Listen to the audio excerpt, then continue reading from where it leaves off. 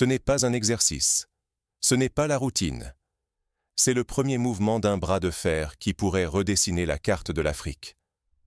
La France vient de déplacer discrètement ses forces spéciales et ses avions militaires ultramodernes au nord du Bénin, juste à la frontière des deux États les plus inflammables du continent, le Niger et le Burkina Faso. Et pourtant, quasiment personne n'en parle. Pourquoi Paris prend-elle ce risque maintenant, alors même que ses troupes ont été expulsées, humiliées par ses mêmes voisins?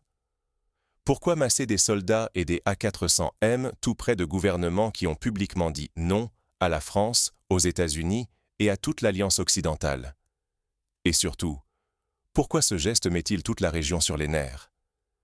Ce n'est pas un simple épisode de lutte antiterroriste. Ce déploiement, à cet endroit précis, à ce moment précis, est un signal envoyé à tous les acteurs du Sahel. Il intervient alors que la Russie s'active, que Moscou tisse sa toile et que les anciennes certitudes s'effondrent. Sur ce corridor frontalier, aujourd'hui, se joue le sort de 81 millions de personnes et l'avenir d'une région qui, pour la première fois, refuse de se laisser dicter son destin. Il faut comprendre le contexte. En 3 ans, le Sahel a basculé. Mali, Burkina Faso, Niger, Guinée, tous ont vu arriver des régimes militaires qui, au nom de la souveraineté et de la dignité, ont claqué la porte à la France et commencé à repenser leurs alliances. Le trio Niger, Burkina et Mali s'est même constitué en bloc de rupture, l'Alliance des États du Sahel, l'AES, pour dire stop à l'ordre ancien. Et pendant que Paris invoque la lutte contre le terrorisme pour justifier sa présence au Bénin, un pays certes attaqué à répétition par les groupes djihadistes venus du Nord, ses adversaires n'y voient qu'une manœuvre de pression, un avertissement envoyé non plus par la voie diplomatique, mais via des convois militaires placés au plus près de leurs frontières. Le pari est risqué. Une erreur de lecture, un geste mal interprété, et toute la région peut s'embraser, entraînant civils, ressources et influences dans une spirale incontrôlable. Car ce qui se joue ici dépasse le simple affrontement entre grandes puissances. C'est la capacité de l'Afrique à imposer ses propres termes dans un jeu mondial devenu explosif. La moindre étincelle pourrait transformer le Sahel en cœur d'un conflit aux conséquences planétaires. Mais avant de comprendre pourquoi ce geste français est si explosif, il faut d'abord mesurer ce qu'est devenu le Sahel aujourd'hui. En 3 ans, tout a changé. Les certitudes d'hier ne tiennent plus. Imaginez le Sahel en 2021. Une région encore sous la coupe des armées occidentales, où la France tenait la barre sécuritaire, où les alliances semblaient figées, où les discours de souveraineté passaient souvent pour de simples slogans. Aujourd'hui, ce paysage a volé en éclats. D'un coup d'État à l'autre, Mali, Burkina Faso, Niger, Guinée, une génération de dirigeants a balayé l'ancien ordre. Dans les rues de Bamako, Ouagadougou ou Niamey, on scande désormais la fin de la tutelle étrangère. Ce n'est plus un simple rejet, c'est un cri de rupture. Ce qu'on appelle la vague des coups d'État n'est pas qu'une série de putschs, c'est la marque d'une accélération historique. Le Sahel n'est plus un terrain de jeu pour forces extérieures, mais un laboratoire où se construisent de nouvelles stratégies, de nouvelles alliances, de nouvelles ambitions africaines. À la tête de ce mouvement, des figures jeunes, explosives, à commencer par Ibrahim Traoré. Le capitaine burkinabé n'a pas simplement renversé un président, il a incarné une rupture générationnelle, la promesse, pour beaucoup, de reprendre le contrôle de son destin. Face à la contestation populaire et à l'échec des opérations militaires françaises, Barkhane, Serval et même le G5 Sahel, un divorce brutal s'est installé. Les sociétés civiles locales, les mouvements citoyens, les nouveaux leaders, tous dénoncent une décennie d'interventions inefficaces, pointant l'ironie cruelle d'une présence étrangère censée lutter contre le terrorisme, alors même que la violence s'étendait. Le verdict est sans appel. La France a échoué, et sa légitimité est désormais balayée par une soif d'autodétermination. Ce rejet n'est plus seulement franco-français, il s'est mué en projet régional. Le Burkina, le Mali et le Niger ont formalisé l'Alliance des États du Sahel, l'AES. Une alliance qui ne se limite pas à la sécurité. Derrière le discours de souveraineté, il y a une volonté farouche de bâtir des institutions communes, de mutualiser les renseignements, de créer un espace économique intégré, voire un passeport unique. Pour la première fois, on parle d'une confédération qui se rêve capable de tenir tête à l'influence occidentale, de s'émanciper de l'orbite de la CEDEAO, longtemps perçue comme relais des intérêts parisiens. En réponse, la France tente de s'adapter, discrètement. Les forces spéciales ne s'affichent plus à Bamako ou Niamey. Elles se repositionnent à la frontière, notamment au nord du Bénin, une zone poreuse, voisine immédiate de cette nouvelle confédération. Officiellement, c'est pour soutenir la lutte contre le terrorisme. Mais sur place, la lecture est tout autre. Ce redéploiement est vu comme une pression stratégique, un avertissement implicite, une façon de maintenir le levier militaire alors que l'influence politique s'effondre.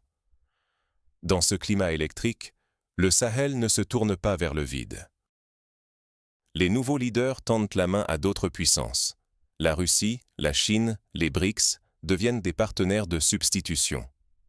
À Ouagadougou, on s'ouvre à Moscou, d'abord via le groupe Wagner, désormais sous la bannière Africa Corps, puis par des accords militaires plus formels.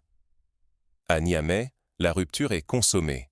Les Américains ont été sommés de plier bagages de la base d'Agadez, pourtant cruciale pour le renseignement et la surveillance anti-djihadiste. La perte de cette base n'est pas qu'un symbole, c'est une cassure dans l'architecture sécuritaire américaine et occidentale. Mais cette dynamique a un prix. Le pari de l'émancipation régionale est risqué. Les armées du Sahel manquent cruellement de moyens. Les groupes armés prolifèrent. Les économies restent fragiles. Instabilité politique, violence accrue, alliances encore fragiles. Pour l'Afrique de l'Ouest, c'est un moment de vérité.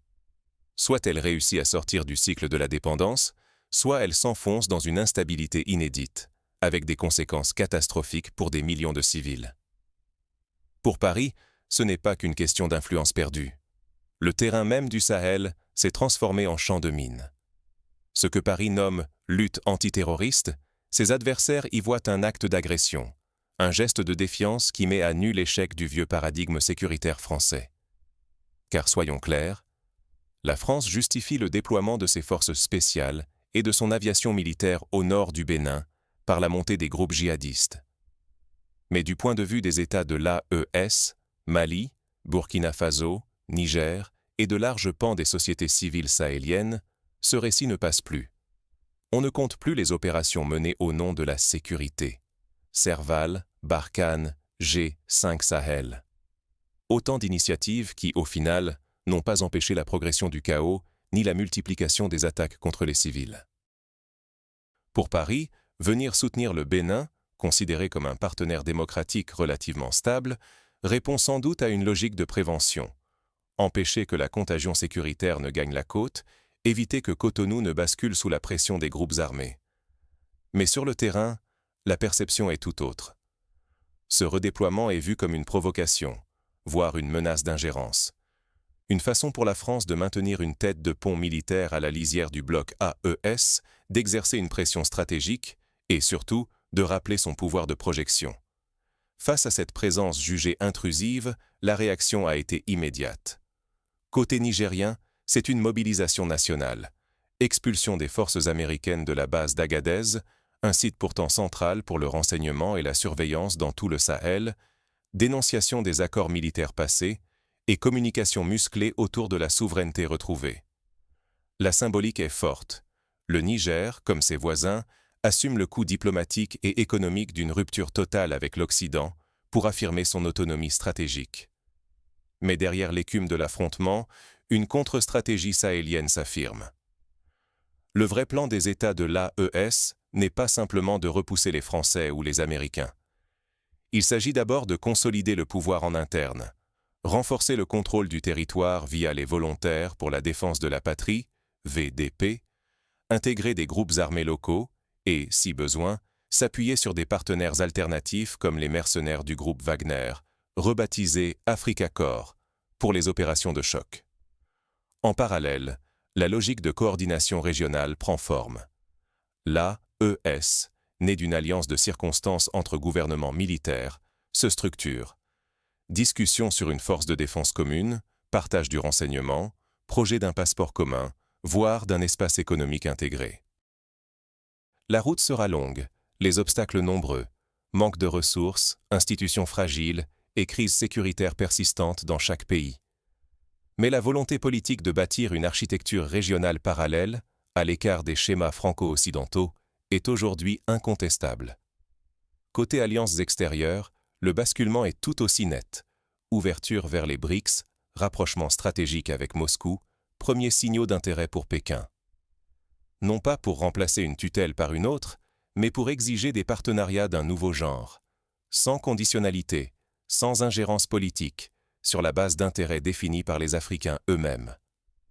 Moscou, pragmatique, ne peut rivaliser avec les moyens économiques de l'Occident, mais elle offre ce qui compte le plus à court terme, soutien militaire, équipement et protection diplomatique au Conseil de sécurité. Dans cette nouvelle équation, chaque geste compte. Un déploiement de forces françaises, l'arrivée d'un avion Atlas, la signature d'un accord d'assistance avec la Russie, tout devient signal politique, utilisé pour alimenter le récit de la souveraineté ou, à l'inverse, justifier l'escalade. Le moindre dérapage, le moindre incident frontalier, peut servir de prétexte à une confrontation à grande échelle, que ce soit sur le plan militaire, diplomatique ou informationnel. Mais l'enjeu, désormais, va bien au-delà de la simple sécurité ou de l'orgueil national. Ce qui se joue, c'est la refondation même du système de relations internationales en Afrique et la capacité du continent à imposer ses propres termes face à toutes les puissances. Une étincelle suffit. L'avenir du Sahel pèse sur un fil. Depuis quelques semaines, tout semble indiquer que le moindre faux pas pourrait précipiter la région dans une crise d'une ampleur inédite. Les mouvements discrets de forces spéciales françaises et l'envoi d'avions militaires comme l'A400M Atlas à la frontière du Bénin, du Burkina Faso et du Niger ne sont pas passés inaperçus. Or, chaque action militaire française dans le Sahel, aujourd'hui, est soumise à une multiplicité d'interprétations qui exacerbent la tension. Pour Paris, ces réajustements sont-ils un réel soutien au Bénin, menacé au nord par une poussée djihadiste sans précédent? S'agit-il d'établir une base avancée de surveillance pour pallier l'expulsion des forces françaises du Mali, du Burkina Faso et du Niger? Ou bien ce déploiement est-il un signal de dissuasion, destiné à rappeler que la France n'a pas encore quitté complètement le théâtre sahélien? Ce qui est certain, c'est qu'en 2025, la perception compte souvent plus que l'intention. Aux yeux des nouvelles autorités sahéliennes, le bloc AES, formé par le Mali, le Burkina Faso et le Niger, la présence militaire française, même limitée, est systématiquement lue comme une provocation, voire comme une préparation à l'ingérence ou à la déstabilisation. Cette posture française, qu'elle soit défensive, dissuasive ou proactive, est exploitée par les gouvernements de l'AES pour renforcer un discours anti-impérialiste qui trouve un écho puissant auprès d'une population lassée des interventions occidentales. La perception de la France est aujourd'hui profondément altérée. Décennies de relations compliquées, accusations de pillage économique, soutien aux régimes impopulaires, opérations militaires perçues comme inefficaces, tout cela pèse lourdement. Chaque déploiement, chaque vol d'un avion militaire est aussitôt instrumentalisé par les autorités comme une preuve supplémentaire d'une France qui refuse d'abandonner son précaré, alimentant la suspicion, la défiance, voire la colère populaire. Mais ce qui se joue désormais va bien au-delà du traditionnel bras de fer franco-africain. Le bouleversement actuel a permis au bloc AES de poser les premiers jalons d'institutions parallèles. Projet de défense commune, espace économique autonome, création d'un passeport propre à l'AES. Ces signaux de rupture sont forts. Pour la première fois, des États du Sahel tentent d'imposer leurs propres termes, de s'émanciper des anciens schémas de dépendance, de s'unir en bloc pour conquérir une marge de manœuvre inédite. Mais ce pari est risqué. Car cette recomposition, loin de garantir la stabilité, pourrait ouvrir la porte à une confrontation militaire régionale. D'un côté, la France, et plus largement les puissances occidentales, redoutent que ce bloc AES, soutenu de plus en plus ouvertement par la Russie, ne devienne une zone grise, hors de contrôle, où prolifèrent groupes armés, trafic et instabilité. De l'autre, le moindre signe d'ingérence occidentale est désormais perçu comme une déclaration de guerre à la souveraineté sahélienne. La CEDEAO, autrefois garante d'un certain équilibre régional, montre chaque jour son impuissance face à la montée en puissance de l'AES. Son incapacité à réagir efficacement aux putschs successifs, son isolement diplomatique, les divisions croissantes entre ses membres, tous ces éléments l'affaiblissent. Le Nigeria, dont le leadership semblait indiscuté, est absorbé par ses propres problèmes sécuritaires internes. Ghana, Sénégal, Côte d'Ivoire, chacun négocie avec ses propres tensions. Résultat, l'idée que la CEDEAO puisse servir de contrepoids à l'AES paraît de plus en plus théorique. Dans ce vide, la Russie avance ses pions. Présente sur le plan sécuritaire, elle multiplie les accords militaires, renforce sa diplomatie à l'ONU et offre une alternative politique et logistique au régime sahélien. La Chine, de son côté, observe avec intérêt. Ses ambitions économiques à long terme l'incitent à manœuvrer prudemment, mais elle n'exclut pas un rôle plus affirmé si l'opportunité se présente. Reste la question la plus brûlante, les risques internes à l'AES.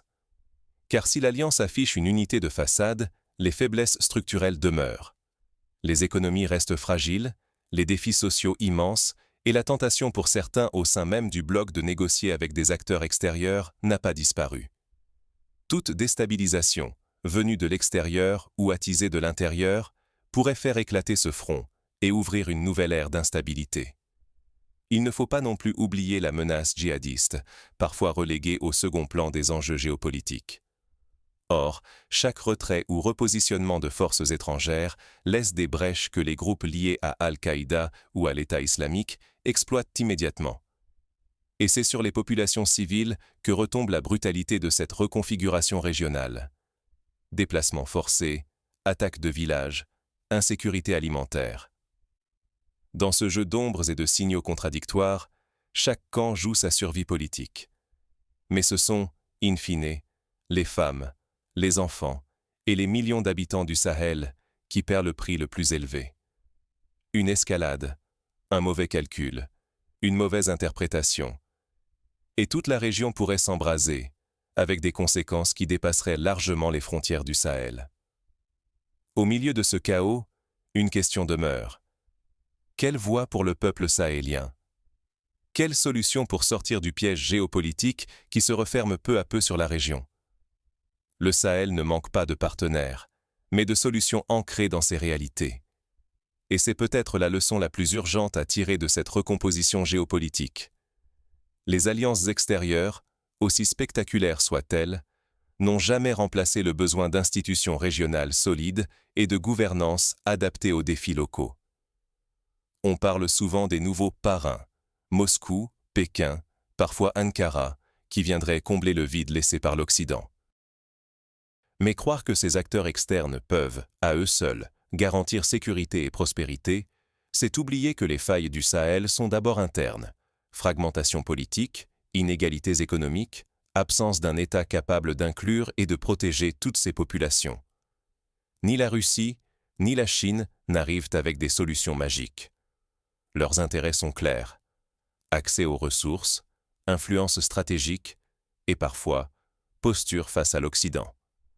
Les forces spéciales ou les sociétés militaires privées, qu'elles soient russes ou françaises, interviennent pour défendre des intérêts géopolitiques, pas pour construire des routes, des écoles ou des administrations efficaces. Les populations du Niger, du Mali, du Burkina Faso, elles, réclament autre chose, l'autonomie réelle, l'inclusion économique, la possibilité de vivre en sécurité sans se retrouver otage d'un bras de fer entre grandes puissances. Ce qu'elles refusent, c'est simplement de remplacer un tuteur par un autre.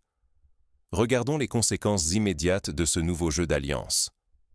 Après le départ des forces occidentales et le repositionnement français à la frontière, le risque sécuritaire s'est aggravé. Les groupes djihadistes ne se contentent pas d'observer. Ils s'adaptent, profitent des vides pour s'étendre vers le sud, jusqu'aux portes du Bénin, du Togo, du Ghana. À chaque nouvelle faille, à chaque retrait ou repli d'une armée étrangère, ces réseaux avancent, exploitent la confusion et mettent en difficulté des millions de civils. C'est la tragédie centrale du moment. la quête légitime d'une souveraineté réelle se paie quand elle n'est pas accompagnée de gouvernance locale efficace, par une insécurité encore plus grande. Pour les institutions sahéliennes, le dilemme est vertigineux. Comment reprendre la main sans retomber dans le chaos? Faut-il privilégier la souveraineté, quitte à laisser les groupes armés proliférer, ou accepter une nouvelle dépendance en échange d'une sécurité relative? Les exemples récents montrent que ni l'une ni l'autre de ces options n'apportent de réponse durable. Les alliances extérieures, qu'elles soient occidentales ou orientales, ne sont efficaces que si elles s'appuient sur des partenaires locaux solides, capables de fixer leurs propres priorités, de prévenir les fractures internes et de proposer aux populations des alternatives crédibles à la violence. Le vrai levier, il est là. Bâtir des institutions sahéliennes fonctionnelles, investir dans l'inclusion économique, la réconciliation politique, la formation des administrations et des forces de sécurité qui protègent tous les citoyens, pas seulement les intérêts des élites ou de puissances étrangères. Les changements à surveiller dans les prochains mois seront révélateurs. Opérations secrètes, nouvelles attaques djihadistes, tensions internes au sein de l'AES, ou encore les manœuvres diplomatiques vers le BRICS. Chacun de ces déclencheurs pourrait précipiter la région vers une stabilisation fragile ou une escalade incontrôlable. Si les acteurs locaux et leurs partenaires internationaux ratent ce tournant, le Sahel restera un terrain de jeu pour les grandes puissances, où les peuples paient le prix de choix qui ne sont pas les leurs. Mais si la gouvernance locale prend enfin le dessus, la région pourrait amorcer une sortie du cycle d'instabilité. Finalement, la crise du Sahel est un miroir des désordres mondiaux. Le prochain chapitre ne dépend plus seulement des grandes puissances, mais bel et bien des choix faits sur place, à l'aune d'aspirations inédites. Le prochain acte de ce drame se joue maintenant, sous nos yeux. Alors que la poussière soulevée par les rotors français se dépose à la frontière du Bénin, nous assistons à un renversement inédit dans le Sahel. L'époque où l'Afrique subissait passivement les interventions étrangères s'effrite chaque jour un peu plus. Les États sahéliens, longtemps considérés comme des terrains de jeu pour les stratégies occidentales ou russes, s'affirment désormais comme des acteurs, pas de simples spectateurs de leur propre histoire. Mais cette montée en puissance de l'Agence africaine, si porteuse d'espoir, introduit aussi une instabilité vertigineuse. Chaque décision, chaque alliance, chaque friction interne, entre Torare, Tikeyani et Guida, par exemple, peut faire basculer l'équilibre régional. Rien n'est figé. La moindre attaque djihadiste ou la moindre manœuvre diplomatique, que ce soit une adhésion des États du Sahel au BRICS ou un partenariat renforcé avec Moscou ou Pékin, peut tout remettre en question. La France, de son côté, n'a plus le luxe de dicter seule les règles du jeu. Elle se trouve forcée d'agir dans une zone grise, où ses déploiements militaires, aussi discrets soient-ils, sont scrutés et parfois perçus comme la dernière tentative d'influencer une région qui lui échappe. Dans ce tumulte, ce n'est plus seulement l'influence de Paris, Moscou ou Pékin qui est en jeu, mais la sécurité de millions de civils, la souveraineté des États sahéliens et la capacité de l'Afrique à imposer ses propres termes au reste du monde. Une lecture erronée, un calcul hasardeux, et c'est une génération entière qui paierait le prix, en vie, en stabilité, en avenir. Alors, que faire? Refuser les récits simplistes. Prendre le temps d'observer ce qui se joue réellement, au-delà des slogans, au-delà des images de militaires débarquant d'un avion ou des diplomates posant pour la photo. Le Sahel n'est pas seulement le miroir des ambitions des grandes puissances, il reflète aussi la quête d'émancipation de toute une région. Comprendre ou détourner le regard, ce choix-là, aujourd'hui, façonnera l'Afrique et le monde pour des décennies. Merci d'avoir suivi cette analyse. Si le Sahel est à la croisée des chemins, c'est maintenant qu'il faut choisir de s'informer, d'exiger de la nuance et de ne pas se laisser enfermer dans les vieux récits. Parce que le futur du Sahel, il se décide maintenant.